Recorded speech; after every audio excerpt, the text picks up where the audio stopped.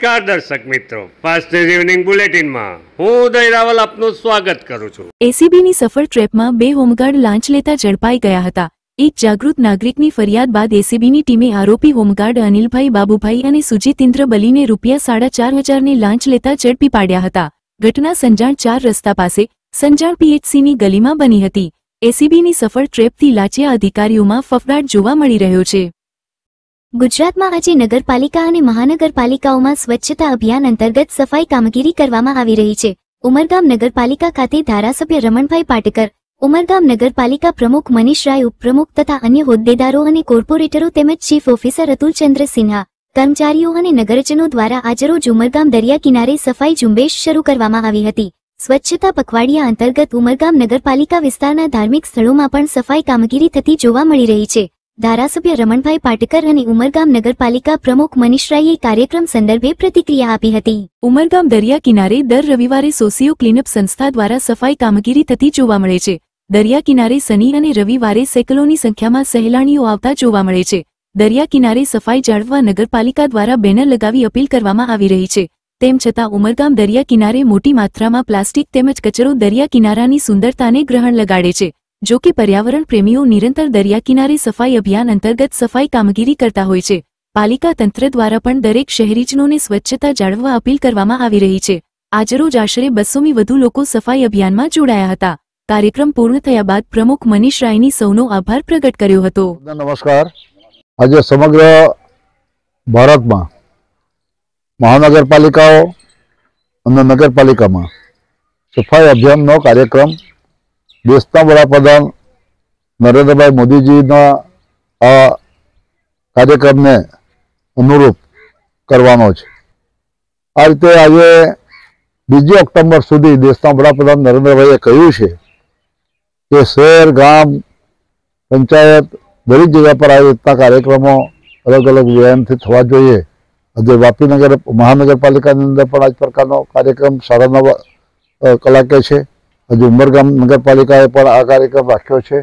હું અપેક્ષા રાખું છું કે આ સફાઈની અંદર સૌ કાર્યકરો, કર્મચારીઓ જોડાય, પોતે પોતાની ભાવનાથી આ સફાઈ અભિયાનનું સુંદર કામ કરે અને આ કામ કરવાના કારણે આપણા તાલુકાની અંદર, આપણા નગરપાલિકાની અંદર, આપણા ગામની અંદર લોકોને ઘણો બધો ફાયદો થવાનો છે। આજરોજ આપણા માનનીય પ્રધાનમંત્રી શ્રી મોદીજી અને ચીફ મિનિસ્ટર શ્રી ભૂપેન્દ્રભાઈ પટેલ સાહેબ એમના માર્ગદર્શન હેઠળ દરેક નગરપાલિકામાં સ્વચ્છતા હી સેવા કાર્યક્રમ અંતર્ગત એક દિવસ 1 કલાક શ્રમદાન આપી સફાઈનો કાર્યક્રમ ઉમરગામ નગરપાલિકામાં યોજાયું છે। જેમાં ઉમરગામ તાલુકાના ધારાસભ્ય શ્રી રમણભાઈ પાટકર સાહેબ, જે અમારા નગરપાલિકાના સભ્યો, સ્ટાફ અને સફાઈ કામગારો એ બધા ઉમરગામ બીચ ઉપર ભેગા થઈને બધા સફાઈનો કાર્યક્રમ આગળ વધારી રહ્યા છે। સર્વોદય મિત્ર મંડળ દ્વારા સ્વામિનારાયણ ગુરુકુળ ભિલાડ ખાતે નવરાત્રી મહોત્સવનું આયોજન કરવામાં આવ્યું છે। 25 વર્ષથી સર્વોદય મુખ્ય મંડળના નેજા હેઠળ મા શક્તિના આરાધનાના પર્વની ઉજવણી થાય છે, જેમાં ભિલાડ, સરીગામ સહિત આજુબાજુ વિસ્તારમાંથી મોટી સંખ્યામાં માતાજીના ભક્તો દર્શનાર્થે આવતા જોવા મળે છે। 25મા વર્ષની ઉજવણી નિમિત્તે મંડળના સભ્યો દ્વારા વિશેષ આયોજન કરવામાં આવ્યું છે।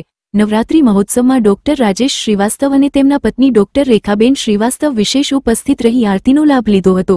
મંડળના સભ્યો દ્વારા ડોક્ટર રાજેશ શ્રીવાસ્તવ અને રેખાબેન શ્રીવાસ્તવનું સાલ ઓઢાડી સન્માન કરાયું હતું। ભક્તિ સંગીતના તાલે ખેલૈયાઓ ગરબે ઘૂમીમાં અંબાની આરાધના કરતા જોવા મળ્યા હતા। જય શ્રી રામ। આ શ્રી સર્વોદય મિત્ર મંડળ દ્વારા આયોજિત શ્રી સ્વામિનારાયણ ગુરુકુળ ખાતે આ 25મું વર્ષ સિલ્વર જુબલી વર્ષ તરીકે અમે ઉજવી રહ્યા છીએ નવરાત્રી। આ નવરાત્રીની અંદર ગામના લોકોનો અને ગામની સાથે આજુબાજુના ગામો જેમ કે સરીગામ, ડેલી દરેક ગામોના અમને ખૂબ સાથ સહયોગ મળ્યો છે। એવી જ રીતે દરેક ઇન્ડસ્ટ્રીવાળાઓ પણ અમને ખૂબ સહકાર આપે છે કે જે આ માતાજીના 9 દિવસના નવરાત્રી માટે જે આયોજન અમે કરીએ છીએ તે આયોજનમાં અમને ભરપૂર સાથ સહકાર ઇન્ડસ્ટ્રી, અહીંયાની પોલીસ ડિપાર્ટમેન્ટ અને અહીંયાના શ્રી સ્વામિનારાયણ ગુરુકુળનો મળે છે। એ જ રીતે આ જે સર્વોદય મિત્ર મંડળના જે આયોજકો છે, જેમ કે બધા યંગ સ્ટાર અમારા કાર્યકર્તાઓ છે, જેઓએ પણ ખૂબ આજે લગભગ 1 મહિનાથી મહેનત કરીને આ કાર્યક્રમ સફળ કરવા માટેની જે કાર્યકુશળતા વાપરી છે, તો એઓનો પણ ખૂબ ખૂબ આભાર માનું છું અને એ લોકોને એટલી શુભકામના આપું છું કે આગળ તમે આવી રીતે પ્રગતિ કરતા અને આવી જ રીતે આગલા વર્ષો પણ તમે આ આયોજન કરો અને હું તમારી સાથે કાયમ છું અને રહીશ અને માતાજીની કૃપા તમારા પર કાયમ વરસતી રહે. ભારત માતા કી જય. જય હિન્દ. કિલવણી પીએચસીમાં આરોગ્ય શિબિર યોજાઈ. સ્વસ્થ નારી સશક્ત પરિવાર અભિયાન હેઠળ તારીખ 23 સપ્ટેમ્બરે દાદરા અને નગર હવેલી જિલ્લાના કિલવાણી પ્રાથમિક આરોગ્ય કેન્દ્ર ખાતે નિષ્ણાત આરોગ્ય કેમ્પ યોજાયો હતો. આ કેમ્પનો હેતુ ગ્રામ્ય તથા દૂરના વિસ્તારોમાં ગુણવત્તાસભર આરોગ્ય સેવાઓ પહોંચાડવાનો અને રોગપ્રતિકાર અંગે જાગૃતિ વધારવાનો હતો.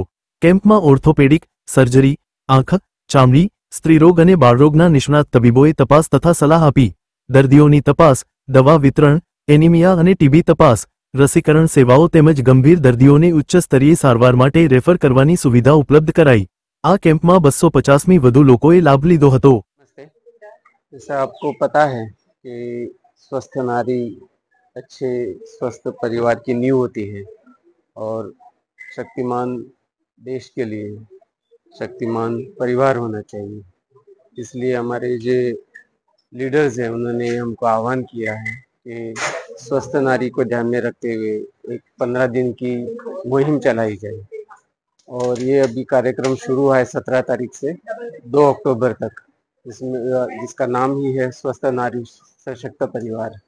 इसके अंदर हम अलग अलग हॉस्पिटल में कैंप रख रहे हैं और ये सभी जगह पे चल रहा है. इधर एक आज बड़ा कैंप है किलवणी पीएचसी में और सब डॉक्टर्स आए हुए हैं सभी स्पेशलिटी के, जैसे कि मेडिसिन, सर्जरी, गायनेक, पीडियाट्रिक्स, ये सब स्पेशलिस्ट डॉक्टर इधर आए हुए हैं. और जितने अपने राष्ट्रीय कार्यक्रम हैं टीबी के, एनसीडी के, डायबिटीज़, हाइपरटेंशन के, इम्यूनाइजेशन के और महिलाओं के जो कार्यक्रम होते हैं प्रेगनेंसी रिलेटेड, वो सब के भी इधर कार्यक्रम की एक्टिविटी आज चालू है. વાપીના ચીરીના રામનગર વિસ્તારમાં થોડા દિવસ અગાઉ અસામાજિક તત્વોના 2 ટોળાઓએ જાહેરમાં દાદાગીરી અને મારામારી કરી સમગ્ર વિસ્તારમાં ભય ફેલાવ્યો હતો. આ બબાલમાં બંને પક્ષે કેટલાકને ઈજા પણ થઈ હતી. અસામાજિક તત્વોના આતંકને કારણે સમગ્ર વિસ્તારમાં ભયનો માહોલ હતો. જો કે વાપીની ડુંગરે પોલીસે ગણતરીના સમયમાં જ 6 આરોપીઓની ધરપકડ કરી તેમને કાયદાનું ભાન કરાવ્યું છે. ઝડપાયેલા આરોપીઓને પોલીસે ઘટના સ્થળ પર લઈ જઈ અને ઘટનાનું રિકન્સ્ટ્રક્શન કરાવ્યું હતું. આ આરોપીઓ જે વિસ્તારમાં ભાઈ બની રહ્યા હતા તે જ વિસ્તારમાં લઈ જઈ પોલીસે તેમનું જાહેરમાં સરઘસ કાઢી તેમની સરભરા કરી હતી. મહત્વપૂર્ણ છે કે થોડા દિવસ અગાઉ રાત્રે ચીરી વિસ્તારમાં સામાજિક તત્વોના 2 ગ્રુપો આમને સામને આવ્યા હતા, જેમાં અંગત અદાવતને લઈ બંને વચ્ચે ઉગ્ર બોલાચાલી અને ત્યારબાદ મારામારી થઈ હતી. મારામારીમાં બંને તરફના ગ્રુપોને ઈજા થઈ હતી, જેમાં એક યુવકને ગંભીર ઈજા થઈ હતી, જે ગંભીર હાલતમાં પ્રથમ વલસાડ અને ત્યારબાદ સુરતની હોસ્પિટલમાં દાખલ કરવામાં આવ્યો છે. ફાસ્ટ ન્યૂઝ ઇવનિંગ બુલેટિનમાં આજે બસ આટલું જ. આવતીકાલે ફરી મળીશું. નમસ્કાર.